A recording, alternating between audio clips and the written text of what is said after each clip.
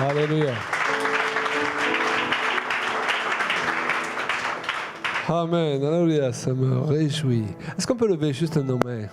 Alors, chaque réunion est différente et tout à l'heure on a chanté avant de prêcher. Cette fois on chantera après.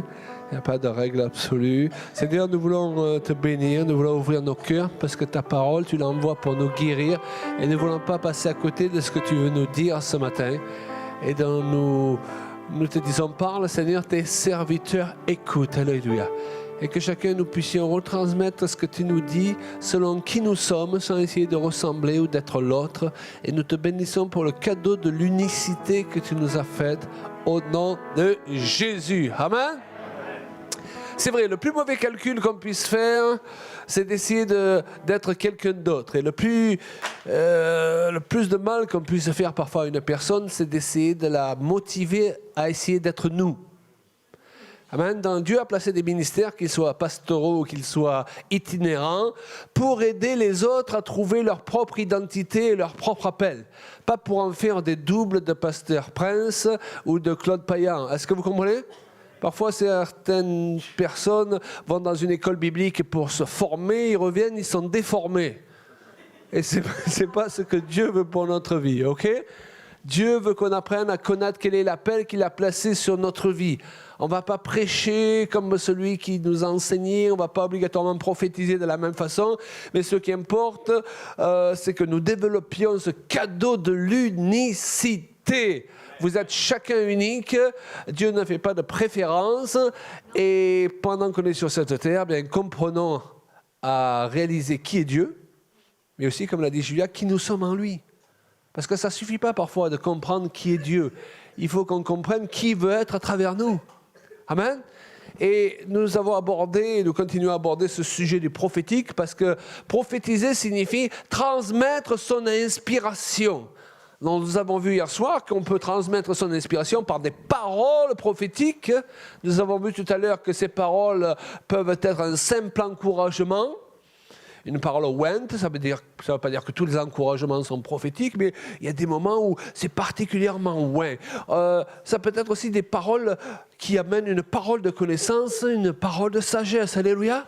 Ça vous est jamais arrivé de vous poser une question et vous n'avez pas la réponse à cette question-là. Et pendant 2 jours, vous êtes là, Seigneur, et vous n'avez pas la réponse. Puis quelqu'un vient vous trouver, il vous pose la même question et vous lui répondez et vous lui donnez la réponse. Vous connaissez ? Ça, c'est l'Esprit de Dieu, c'est l'Esprit prophétique. Si bien que vous rentrez, vous êtes 2 à être contents. Celui à qui vous avez donné la réponse et vous, qui n'aviez pas la réponse. Donc Dieu veut nous dépasser, et on a donné des exemples hier où Dieu, il nous dépassait, simplement en nous inspirant dans la simplicité.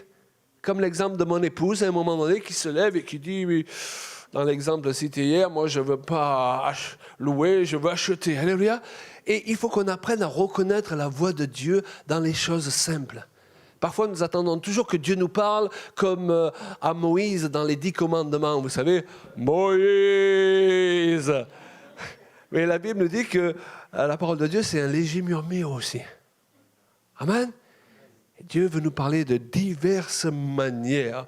Alors avec mon épouse, on a vraiment à cœur d'encourager le peuple de Dieu à devenir prophétique, à rentrer dans une nouvelle dimension afin que soient libérés des paroles et des actes qui vont déclencher certaines choses. Regardez, à un moment donné, dans l'Ancien Testament, il y a un roi qui vient trouver un prophète pour avoir un conseil.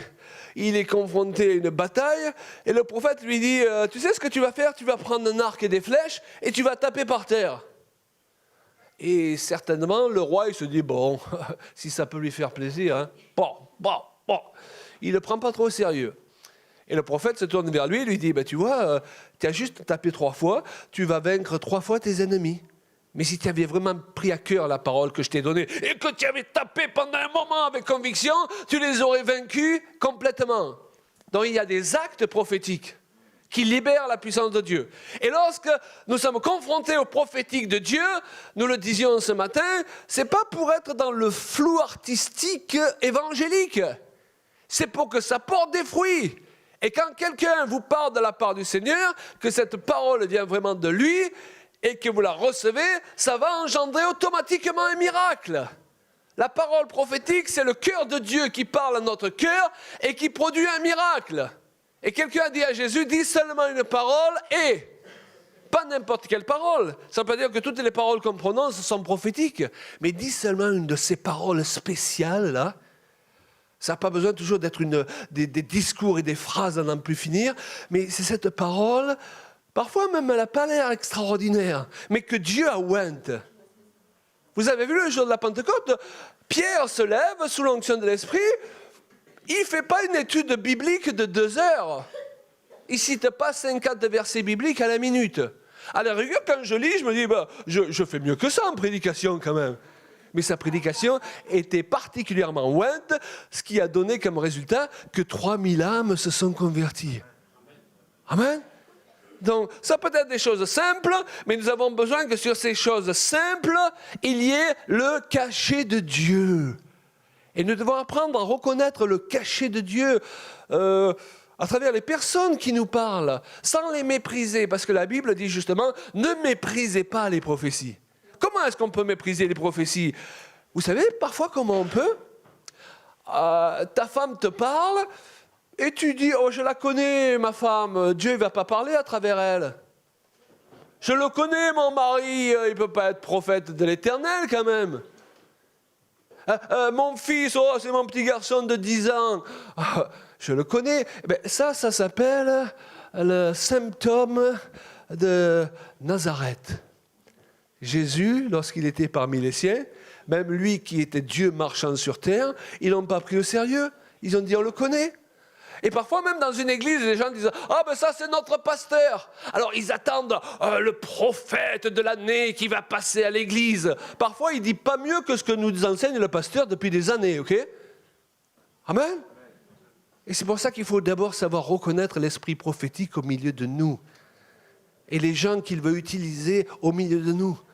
Au lieu de vouloir toujours le chercher à l'autre extrémité de la terre, ce qui est souvent de l'immaturité. Amen? Apprendre à reconnaître Dieu à travers ta femme. Apprends à reconnaître Dieu à travers ton mari. Apprends à reconnaître Dieu à travers les gens qui l'aiment dans l'église et les serviteurs de Dieu et les anciens qui t'entourent. Alléluia. Amen. Et c'est pourquoi, avec Julien, nous avons vraiment à cœur 3 choses principales liées au prophétique. C'est d'abord l'instruction. C'est ce que nous faisons pendant ces 3 réunions. Nous enseignons sur le sujet. Pourquoi? Parce que la Bible dit « Le peuple est détruit parce qu'il lui manque la connaissance ». On peut être très bien intentionné, mais si on n'a pas la connaissance, je peux désirer aller à Saint-Denis, mais comme je ne sais pas lire les panneaux, je pars en direction de Saint-Pierre. Je suis sincère, mais je me trompe sincèrement.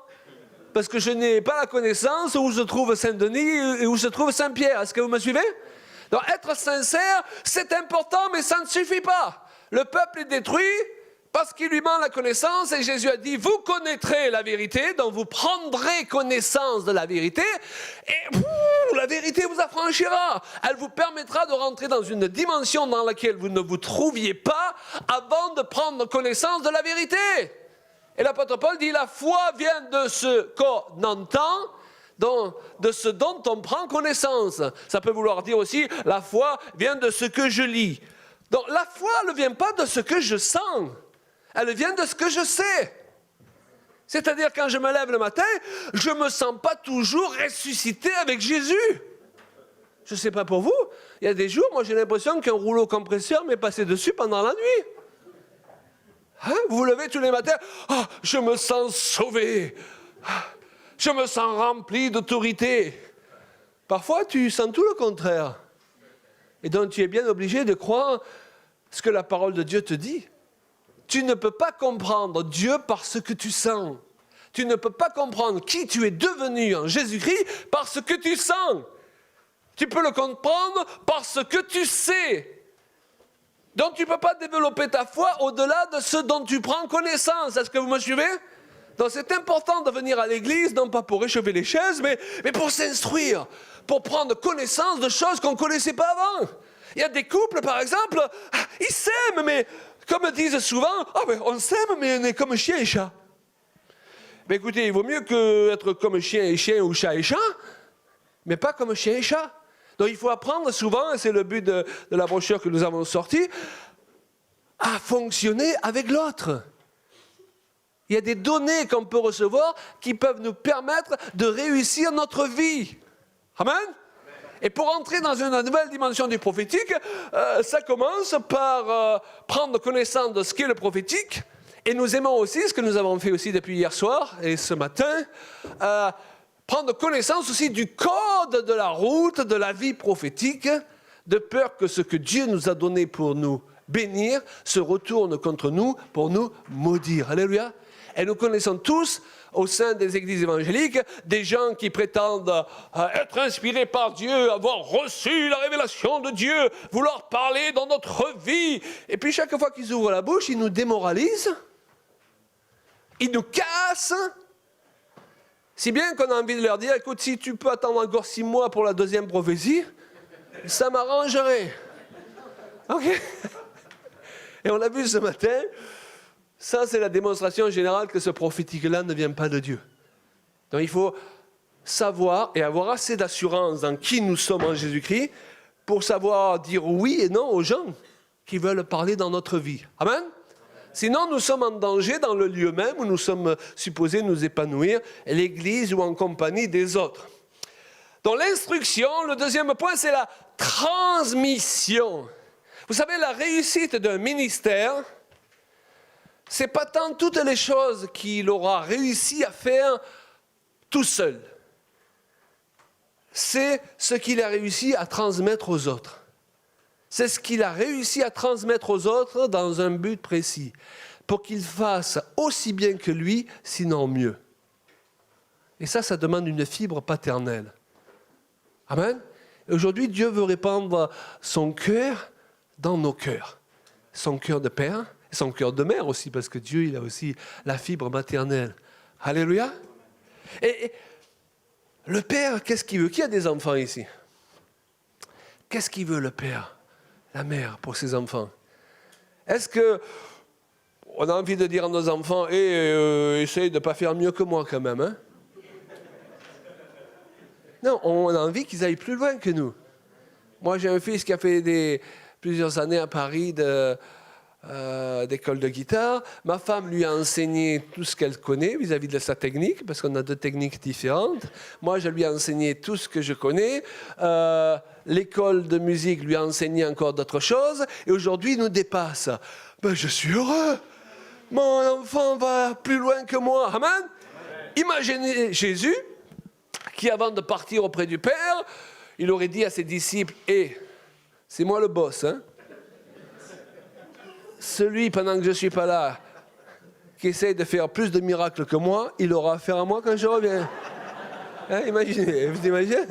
Il a dit tout le contraire. Dieu, il n'est pas frustré. Dieu, il n'a pas de problème d'ego, Dieu. Amen. Il a dit, celui qui croit en moi, il fera même de plus grands miracles. Vous avez des pasteurs, parfois, il ne faut pas les doubler, hein. Surtout, non, attention, c'est moi qui dois guérir, c'est moi qui dois prêcher, c'est moi. On a tous des dons différents, mais aucun de nous a tous les dons. Et à un moment donné, si ce frère il prend la relève, s'il peut guérir par l'imposition de ses mains quelqu'un que moi, j'arrive pas à guérir, alléluia! On n'est pas en compétition les uns avec les autres. Amen? Si moi, je ne reçois pas une révélation prophétique et qu'à cet instant, Dieu parle à notre frère ou à une sœur, alléluia! Ce qui importe, c'est de ressortir avec le corps de Christ qui a atteint son objectif, qui que soit la personne qui a été utilisée. Et les ministères ont ce but, c'est de vous encourager à rentrer dans ce que Dieu vous a montré sans se sentir menacé. Parce qu'on est supposé être bien dans sa tête. Quand ma femme arrive à faire quelque chose que j'arrive pas à faire, je ne suis pas là en train de dire « Ah ben chérie, alors ça va pas ». Mon ego de masculin en prend un coup. Je dis « Waouh, c'est super chérie. Amen. Je suis fier de toi. Amen. » Et donc, Dieu vous encourage à, comme l'a dit Julia, à développer qui vous êtes en lui, pour qu'il puisse vous utiliser selon le don qu'il vous a donné à vous. Amen. Sans que vous ayez besoin de penser que réussir votre vie consiste à essayer d'être quelqu'un d'autre que qui vous êtes. De toute façon, je tiens à vous mettre au clair de suite, vous n'arriverez jamais à être un meilleur Claude Payan que moi. Amen. Et vice-versa. Transmission, enseignement, transmission et, alors, j'emploie ce mot, démocratisation. Alors, l'Église n'est pas une démocratie, je tiens à être clair. Amen. On ne vote pas pour élire les anciens ou pour élire les ministères. On reconnaît l'onction de Dieu sur les personnes que Dieu lui a nommées. Ce n'est pas la même chose. Et ça, ce n'est pas une démocratie. Vous êtes d'accord? Donc, j'emploie l'expression démocratisation dans un autre sens. Ce qu'on appelle démocratisation, c'est l'action de mettre un bien à la portée de toutes les classes de la société. Ici, en l'occurrence, les dons de l'esprit, afin qu'ils ne soient pas ou ne soient plus l'apanage d'une élite, vous savez? Je ne sais pas ceux qui sont des vieux routards comme moi, qui connaissent le Seigneur depuis plus de 40 ans. On a connu certains contextes d'église où c'est toujours les mêmes le dimanche matin, à la rigueur qui donnent toujours la même parole, qui n'a plus rien de très prophétique. Hein? Je vois la colombe qui se pose sur la fenêtre. Et, vu l'ambiance dans l'église, si tu voyais quelque chose, au lieu de se poser, tu la verrais plutôt en train de partir, ok? Déjà. Mon petit troupeau, le Seigneur te dit, petit troupeau, il s'est réservé un petit troupeau. Mais il n'en a rien à faire, Dieu, d'un petit troupeau. Jésus, il est mort pour un grand troupeau. Il veut beaucoup d'âmes qui se convertissent, alléluia. Il ne veut pas qu'on soit un club privé, recroquevillé sur nous-mêmes, avec toute une élite prophétique. Amen. Donc c'est dans ce sens, démocratisation.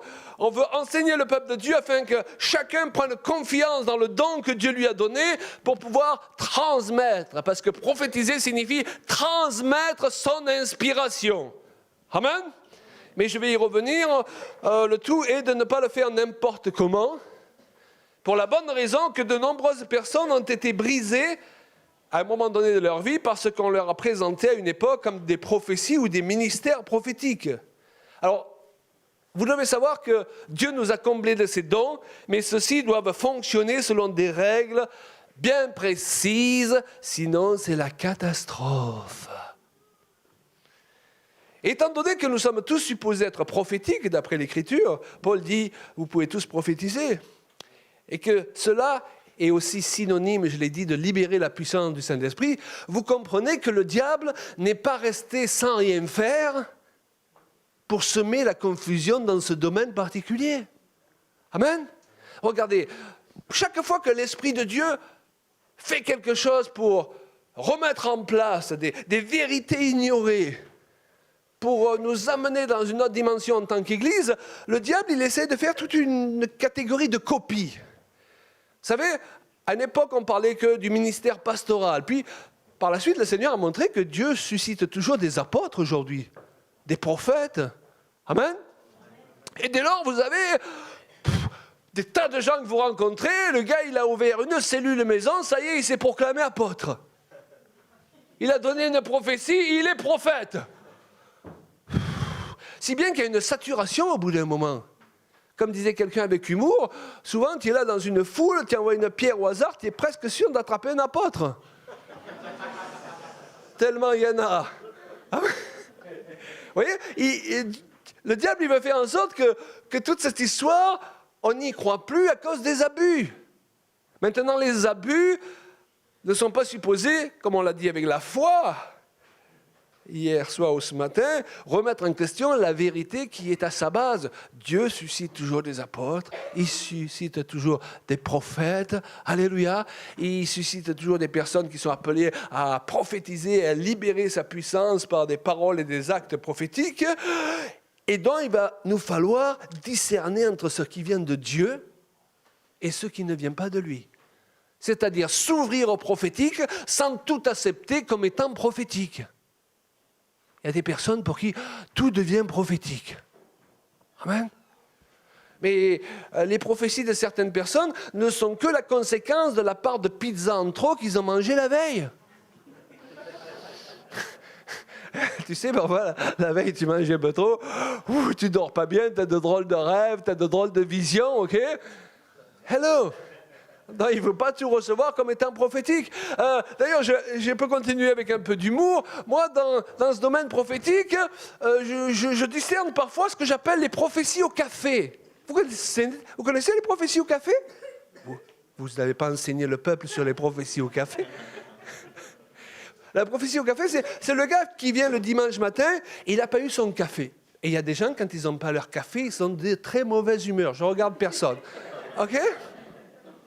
Et bien, le temps des prophéties, le gars, il est énervé, quoi. Il regarde autour de lui, il voit l'équipe de louanges qui chante de tout son cœur, il voit des gens danser, et ça l'énerve! Parce qu'il n'a pas eu son café. Alors, comme il est énervé, il croit que Dieu est énervé. Et au moment des prophéties, il se lève, il dit, mon peuple, je ne prends pas plaisir à tes louanges et à tes danses, dit le Seigneur. C'est pas Dieu qui ne prend pas plaisir, c'est lui qui est énervé. En faites une chose, vous ne recevez pas sa prophétie, à la rigueur, vous ne le laissez pas continuer à parler, vous l'amenez au troquet du coin, là-bas, vous lui payez un café, et ça ira mieux après. Hello. Vous avez aussi les prophéties au rougail. Voilà, selon le pays où je me trouve, je cite un plat différent. Okay? Le gars, il a trop mangé de rougail la veille, il n'a pas digéré, et le dimanche matin, il vient au culte, il est lourd, quoi. Et il voit tout le monde autour de lui décoller, chanter, et lui, il n'arrive pas. Il se dit, mais le Seigneur ne prend pas plaisir à tout ce qui se passe.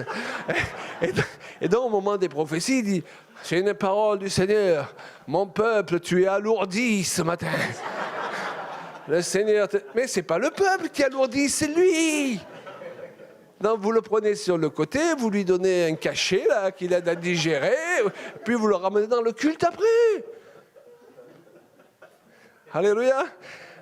On rit, mais il y a des endroits où... Si le gars, il a dit, Dieu m'a montré, l'Éternel a dit, on est tous là, tu sais, on était tous joyeux, le gars, il nous met tous dans la dépression, on ne dit rien. On est tous rentrés dans la joie, on ressort tous, on a envie de se suicider, quoi. C'est pas l'Esprit de Dieu qui te communique ça. Est-ce que vous comprenez? Donc, il faut qu'il y ait... C'est pour ça que Dieu met un gouvernement dans l'Église. On ne peut pas tout laisser faire. On ne peut pas laisser les gens démoraliser le moral des autres, alors que Dieu a mis les dons prophétiques pour exhorter, pour consoler, pour encourager. Donc quand quelqu'un te décourage et te met mal à l'aise ou dans la dépression, c'est à lui de se remettre en question, c'est pas au peuple qui n'a rien compris. Alléluia. Vous vous rappellerez des prophéties au rougail? Faites attention, alléluia, la veille, le samedi soir, à pas trop manger, ok? Alléluia. Demande à ton voisin, on continue? Voilà, le diable, il veut amener les églises à être saturées, vous savez, comme de mets que tu as trop mangé, tu n'en veux plus. On ne veut plus du prophétique, on ne veut plus de ces enseignements déséquilibrés. Mais ça ne remet pas en question que le signe par excellence du Saint-Esprit, c'est « je répandrai de mon esprit et ils prophétiseront ». Alléluia. Et il faut revenir à ces vérités, simplement respecter, si je puis dire, le code de la route. Donc si l'action du Saint-Esprit dans la Bible est comparée au vent, Jésus a dit le vent souffle où il veut, tu en entends le bruit, tu ne sais d'où il vient ni où il va. Amen. Ça ne veut pas dire pour autant que sa manifestation, c'est du vent. C'est tout le contraire. Dieu, il vient dans notre vie pour réorganiser ce qui est désorganisé. Il ne vient pas mettre plus de confusion où c'est déjà confus. Amen. Il est supposé nous conduire, la Bible dit, dans toute la vérité et nous instruire en toutes choses. Et c'est pour ça qu'il faut qu'on fasse attention. Parce que pourtant, dans ce qu'on appelle aujourd'hui le prophétique, on trouve malheureusement beaucoup de vent, c'est-à-dire un manque de clarté, de consistance et de résultats concrets. Et donc, il faut que nous sachions faire la part entre les personnes réellement ouintes dans le prophétique et celles qui remuent du vent pour pas grand-chose. Parce que nous sommes dans un monde où c'est souvent ceux qui ont le moins à dire qui le disent le plus fort. Vous avez vu sur les réseaux sociaux, sur Facebook, etc., des tas de gens qui n'ont rien à dire, c'est eux qui sont tous les jours sur Facebook, là, C'est fatigant. Donc tu es appelé à te lever, tu sais pourquoi? Parce que si Dieu t'appelle à te lever et que tu laisses ta place vide, ce sont ceux que Dieu n'appelle pas à se lever qui vont te prendre ta place. Important. 1 Thessaloniciens 5:20, ne méprisez pas les prophéties, mais examinez toutes choses, retenez ce qui est bon. Donc je me dois bibliquement d'analyser toutes choses et non de tout prendre et recevoir en bloc. Donc voici le fondement de la prophétie, édifier, exhorter, consoler, d'après 1 Corinthiens 14:3. Et lorsque le prophétique vient de Dieu, le ministère du Saint-Esprit à mon égard s'accomplit pour que je sois justement édifié, consolé et affermi. C'est du concret. C'est pour ça que pour analyser les prophéties, on a cité quelques points ce matin, en voilà d'autres. Je peux me poser ces questions. Est-ce que j'y vois plus clair ou est-ce que c'est encore plus flou, tout aussi flou après? Après, quand on m'est communiqué, par exemple, une parole prophétique, ok? Quelqu'un a prophétisé, quelqu'un m'a donné un conseil, quelqu'un a prêché. Est-ce que j'y vois plus clair après? Ou c'est encore plus flou qu'avant? C'est important de se poser ces questions. Amen? Parce que quand c'est l'Esprit de Dieu et que vous le recevez, il va vous alléger. Amen? Ça va être plus clair. Est-ce que ce sont des phrases qui n'en finissent plus? Autre question. Pour au final ne pas dire grand-chose. Est-ce que ça m'apaise, ça me met à l'aise ou au contraire, ça me met mal à l'aise? Vous savez, des fois, vous êtes confronté à certaines personnes, vous n'arrivez pas à dire pourquoi, mais bon, ça me met mal à l'aise, ok? L'Esprit de Dieu, il vient pour nous apaiser. Est-ce que tu veux être un sujet d'apaisement pour les autres? Alléluia.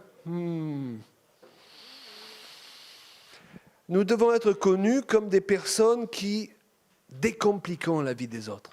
Vous avez remarqué que la vie est suffisamment compliquée sans que des gens nous la compliquent en plus avec des versets bibliques? Amen. Vous vivez dans le même monde que moi?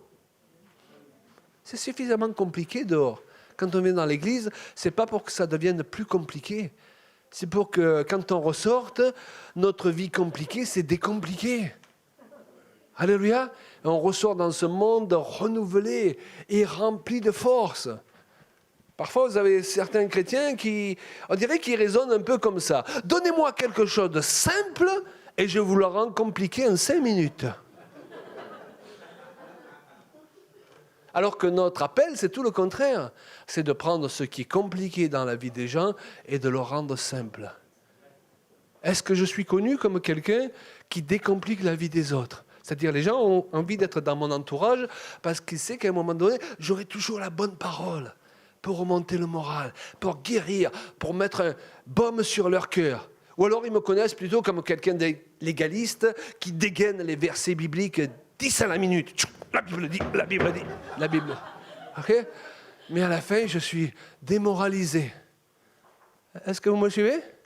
D'ailleurs, et c'est pour ça que je tiens à être clair quand je presse sur ce sujet, autant pour encourager le peuple que pour lui dire de faire attention.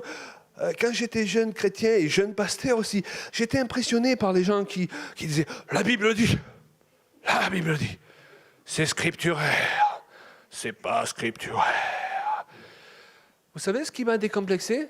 C'est quand j'ai vu qu'en fait, c'est la même manière qu'avait utilisé le diable pour venir tenter Jésus dans le désert. Lorsque le diable est venu tenter Jésus, le Verbe fait chair. Permettez-moi l'expression, il faut être gonflé pour venir tenter le Verbe fait chair, marchant sur terre avec des versets bibliques. Amen. Lorsque le diable est venu tenter Jésus, il n'est pas venu le tenter avec le manuel du parfait petit sataniste. Il a pris la Bible. Je ne sais pas si vous réalisez l'enseignement qui a tiré de ce fait-là. Ça signifie qu'il y a plus de pouvoir occulte qui peut être libéré par des versets sortis de contexte, c'est-à-dire qu'on fait croire comme étant la parole de Dieu, la femme ne peut pas enseigner, tu es divorcé, tu ne peux plus refaire ta vie. On brise la vie des gens en sortant 2 versets de contexte, là, complètement, de leur sens original. On bâtit beaucoup de sectes à partir de la Bible. Donc ce n'est pas le livre lui-même, parce que tu peux devenir un adorateur du livre. Et la lettre tue. Amen. Mais c'est l'esprit qui vivifie. Si le diable avait connu une puissance plus grande que des versets bibliques sortis de contexte, lui qui a des tas de livres d'occultisme et de sorcellerie, pour venir affronter Jésus sur terre, Dieu marchant sur terre, il aurait pris un de ses bouquins à lui, vous êtes d'accord avec moi? Et il les a laissés de côté. Ça signifie qu'il y a encore plus d'erreurs quand on prétend que Dieu a dit quelque chose qu'il n'a pas dit. Ou qu'on prétend qu'une chose veut dire ce que Dieu n'a pas voulu nous dire. Pourquoi? Parce qu'on croit que c'est Dieu qui nous parle. Et donc on va se laisser accuser. On va dire, c'est la volonté de Dieu que tu sois malade, que tu meurs. Dieu veut t'enseigner quelque chose. Et puis au lieu de lutter avec la foi contre la maladie, on se laisse mourir. Parce qu'on croit que c'est la volonté de Dieu. Est-ce que vous comprenez? Donc c'est très dangereux. Vous imaginez la responsabilité que nous avons à apporter correctement la parole de Dieu pour donner de Dieu la vraie image de qui il est. Et surtout en tant que ministère. C'est pour ça que la Bible dit, ne soyez pas trop nombreux à enseigner. Assurez-vous que Dieu vous a vraiment appelé à le faire. Parce qu'il y a des nuances de la parole que Dieu va donner qu'à des personnes qui la ouïnt pour les comprendre. Alléluia. Et des tas de gens enseignent la parole de Dieu, mais avec un esprit, un cerveau légaliste, et ils sont toujours dans l'accusation des autres. Et ça, ce n'est pas le prophétique qui vient de Dieu. Amen. Alors, soyez connus comme ceux qui prophétisent la vie, qui parlent la vie dans la vie des autres, et qui leur décompliquent la vie. Oh frère, on est bien avec toi. Alléluia. Décompliquez la vie de votre femme. Qui est mariée ici? Allez, soyez connus pour décompliquer la vie de votre femme. Soyez connus pour décompliquer la vie de votre mari. Ah chérie, je suis là, je suis avec toi, derrière toi. Oui, tu as encore laissé traîner tes chaussettes ce matin, je sais, mais par la grâce de Dieu, je les ignore. Ok? Tout ce que je vois, c'est le vaillant guerrier que tu es. Alléluia. Au nom de Jésus-Christ, esprit de chaussettes, partez.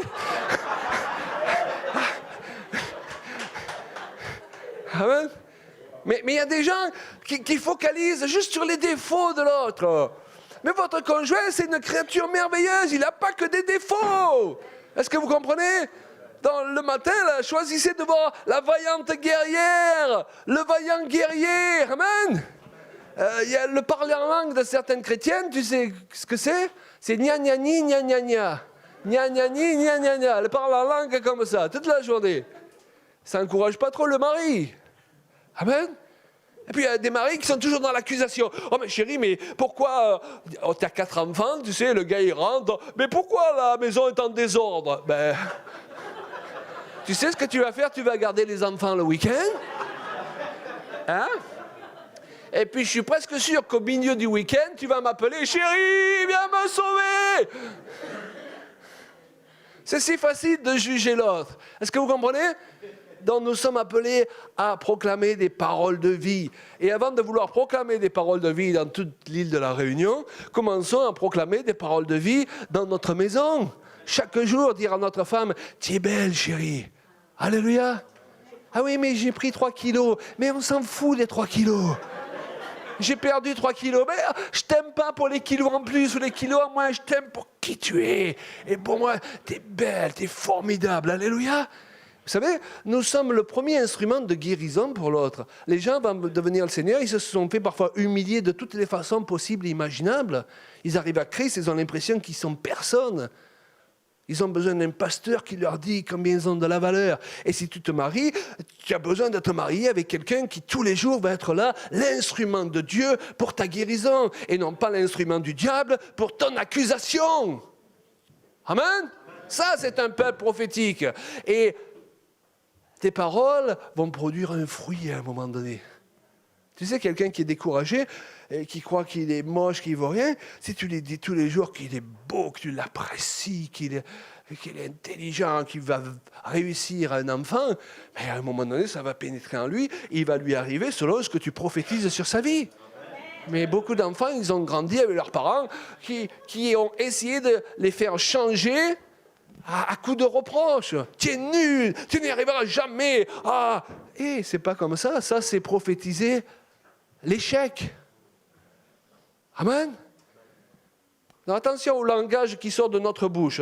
On est là pour sanctifier notre bouche parce que l'esprit prophétique, il passe par notre bouche. Amen. Donc, attention, chérie, je t'avais dit de mettre ça là, tu l'as encore mis là. Tu fais toujours ça. Il y a des mots qui tuent, toujours.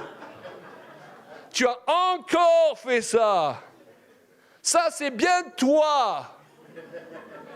Vous asseyez vous êtes en train d'asseoir la personne dans une identité qui n'est pas la sienne. Alléluia. Et tu la traites comme ça tous les jours. Après, tu arrives le soir, tu dis tu veux qu'on fasse l'amour? Et tu t'étonnes qu'elle n'a pas envie, quoi. Il faut préparer le terrain, messieurs. Alléluia, on ne peut pas traiter quelqu'un n'importe comment toute la journée et attendre le meilleur quand tu arrives le soir. Et ça marche dans l'autre sens. Amen. Vous êtes appelés à bénir, il dit l'apôtre Paul.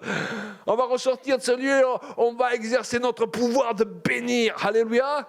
On va chercher ce qui va bien chez les autres pasteurs, chez les autres églises, et on va les bénir, même si on sait qu'ils disent du mal sur nous. On s'en moque. Alléluia. Nous, on n'est pas là pour se battre. Moi, j'ai des gens qui croient qu'ils se battent avec moi depuis des années, ils ne se sont pas rendus compte qu'ils sont seuls à se battre.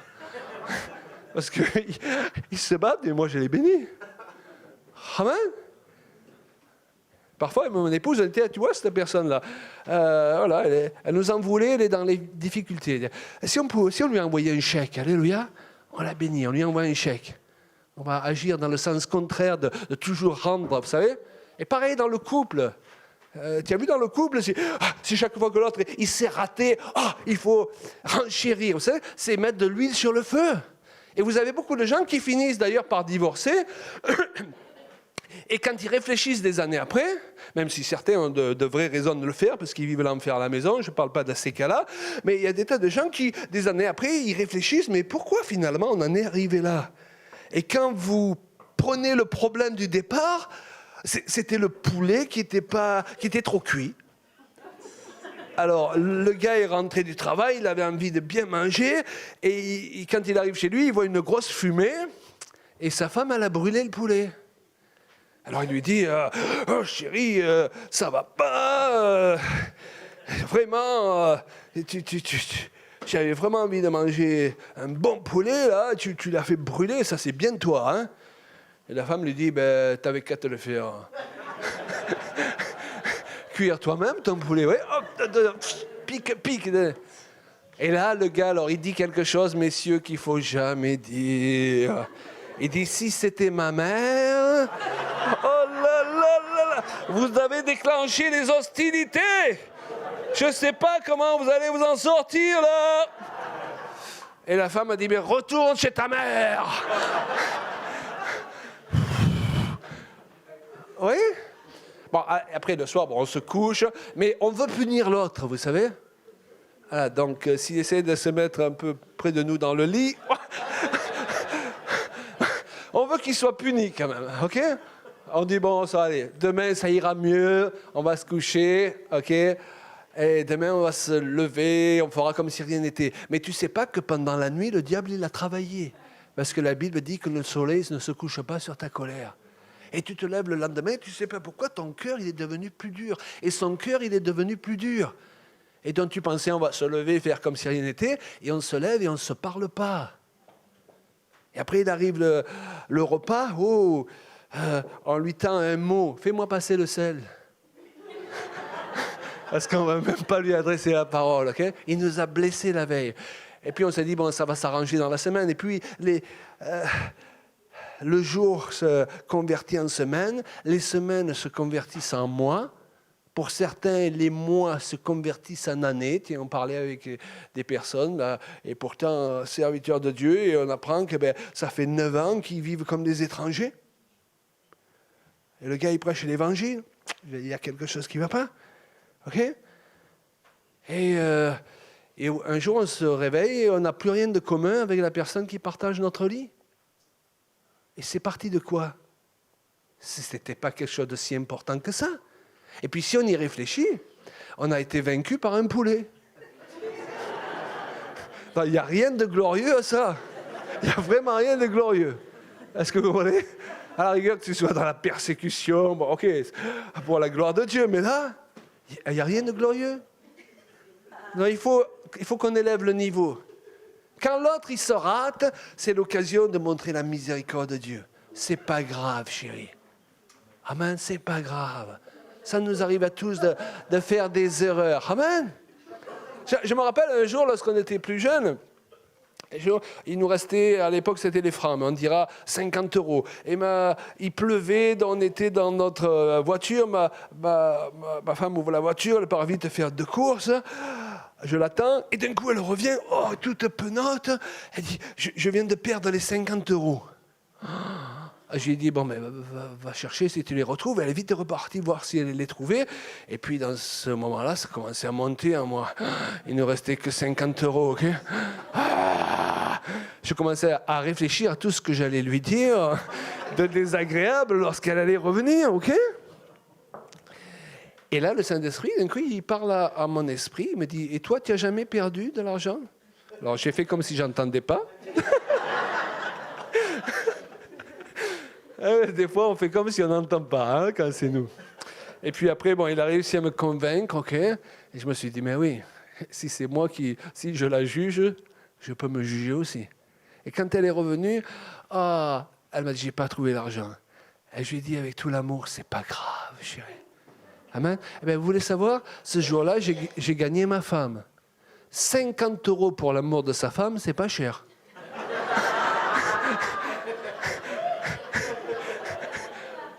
Il y a des gens qui sont prêts à payer beaucoup plus. Donc, utilisez chaque situation que le diable y crée, au contraire, pour prouver votre amour aux autres, pour prouver que vous n'êtes pas à ce niveau des pâquerettes où on m'a piqué, je pique. Oui, on est un peuple saint. Ça, c'est pas digne de nous, tout ça, c'est gaminerie. Parfois, les chrétiens, c'est des gamineries. Si vous voulez prospérer en tant qu'Église, assurez-vous que vous devenez une Église fortifiée dans le Seigneur. Alléluia. Un corps solide, en bonne santé. Parce que je peux avoir 5000 membres dans mon Église, mais c'est un corps gras. OK? C'est pas un corps fort. Amen. C'est une grande garderie.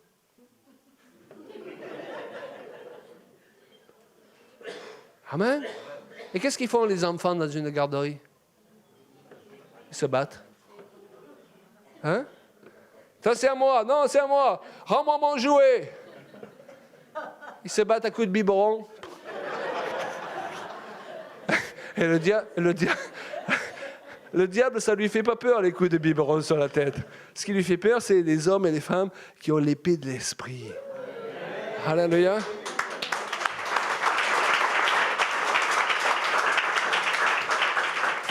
Il n'a pas peur de toutes les églises, hein, mais il a peur d'une église qui prie. Il a peur d'une église qui marche dans l'amour. Il a peur d'une église où les gens ils se pardonnent. Il a peur d'une église où les gens ils se supportent. Il a peur d'une église prophétique, où les gens ils prophétisent le meilleur sur les autres au lieu de confesser le pire. Amen. Il a peur d'une église où les couples sont unis, où les familles sont unies. Il tremble. Et il ne veut pas que cette église se lève.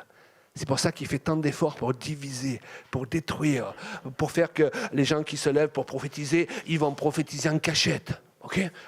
Je te dis ça de la part de Dieu, mais ne le dis pas au pasteur. Hein? Écoute, si tu prophétises de la part de Dieu, tu n'as pas peur que tout le monde soit au courant? Enfin, que les autorités, du moins, soient au courant. Hein? Si tu n'as rien à cacher. Ok? Par contre, si tu ne veux pas qu'on sache, surtout que les autorités de l'Église ne sachent pas, moi je te dis, tu es en danger. Ça, c'est l'esprit de Jézabel. Il cherche l'autorité. Amen. Et parfois, il prophétise sa propre autorité à la place de l'autorité des autres. Tandis que l'esprit de Christ, c'est un esprit qui sert, qui est là pour servir. Amen. Et on veut qu'il y ait des autorités parce qu'on veut servir, on veut se tenir à leur côté. Alléluia. Vous recevez quelque chose ce matin? Voilà. Donc je ne veux pas être plus long. Je voudrais qu'on puisse vraiment bénir le Seigneur ensemble et chanter peut-être 2 chants avec Julia. Il y a beaucoup à dire sur le sujet, mais déjà avec ces 3 enseignements, mes amis, Vraiment, vous pouvez avoir une nourriture qui, pour vous permettre d'être équilibré. Vous savez, la parole de Dieu nous est donnée pour nous équilibrer. Et le diable, lui, il veut qu'on soit dans un extrême ou un autre. Il veut qu'on soit les adeptes du pas assez, soit les adeptes du trop. Est-ce que vous comprenez? Ou il veut qu'on ne s'élève pas pour prophétiser, ou alors une fois qu'on l'a fait, il veut qu'on raconte n'importe quoi, qu'on parte dans tous les sens. Mais ce que nous voulons, c'est nous lever dans une dimension plus grande, comme l'a chanté le chant, pour vivre ce beau chant que vous avez chanté tout à l'heure, 2 fois ce matin, pour être près de toi comme jamais je ne l'ai été. Enfin, je paraphrase. Être dans tes bras pour vivre quelque chose que jamais j'ai vécu jusqu'à présent. Eh bien, cette parole, elle est prophétique. Parce que c'est ce que Dieu veut pour chacun de nous dans ces temps. Qu'on vive quelque chose qu'on n'a jamais encore vécu. Dans une dimension, on dit, on a vu de belles choses. On a vu des choses merveilleuses. Mais là, alors, il y a une démultiplication de la puissance de Dieu, en même temps qu'il y a une démultiplication des gens qui se lèvent pour servir et pour être utilisés par Dieu. Alléluia. Venez, on va lever nos mains. Merci Père, nous te louons, nous te bénissons pour qui tu es. Nous te remercions pour la vie que tu fais couler ce matin au milieu de nous. Nous te remercions pour les hommes et les femmes que tu t'es choisis sur cette île de la Réunion, que tu t'es choisi ici à la Possession, dans ces environs. Nous te bénissons parce que nous savons que le meilleur est devant, les amis. Arrêtez de penser que le meilleur est derrière. Le meilleur est devant. Alléluia. Peut-être tu as eu des expériences qui t'ont déçu, peut-être avec d'autres chrétiens. Amen. Eh bien, aujourd'hui, tu bénis, tu pardonnes et tu dis, de toute façon, je ne vais pas permettre à mon passé de me suivre dans mon futur. Alléluia. Parce que ce futur, c'est un futur glorieux. C'est un futur dans lequel je me lève pour proclamer les grâces de Dieu, pour proclamer les paroles de connaissance, les paroles de sagesse, pour avoir des actes qui changent le cours des choses. Alléluia. Et si je sens que je suis faible dans ce domaine, encore trop faible, je vais commencer chez moi, dans ma maison, comme me dit de le faire l'Écriture. Alléluia. Je vais être le premier prophète pour ma femme, le premier prophète pour mon mari, le premier prophète pour mes enfants, qui proclament leur succès, qui proclament leur qualité, qui proclament leur réussite. Nous n'avons pas besoin de personnes qui nous rappellent continuellement qui nous étions avant de connaître le Seigneur. Nous avons besoin de personnes qui nous rappellent qui nous sommes devenus depuis que nous connaissons le Seigneur. Alléluia. Nous avons besoin que notre conjoint nous rappelle qui nous sommes, parce que nous l'oublions souvent quand nous nous levons. Oh, Ramakavarabaya Shonderi, Alléluia. Oh, rappelle-lui qui elle est, qui tu es. Alléluia. Rappelle à toi-même qui tu es. Prophétise sur ta vie. Alléluia.